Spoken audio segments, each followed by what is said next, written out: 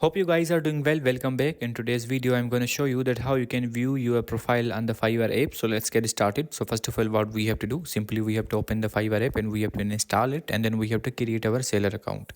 And after making these all things ready, simply we have to go to the Fiverr, and after going to the Fiverr, as you can see, you will be able to see your all the details and analytics here. If you want to go to the profile section, there are two methods.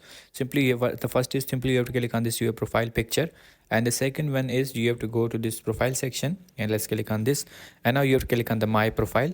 And after clicking on the my profile, as you can see, you will be able to see all the details here, like your description is provided here, the Pakistan, your country is provided here, and the member from the which time you're member here, like 2020 member since, and average response time, recent delivery, last active, and the languages, and every option is provided here. If you want to check out your gigs, you can also do that. The gigs are also provided here. If you want to check out your reviews, these reviews are also provided here. So in this way you can view your Fiverr profile on the Fiverr app.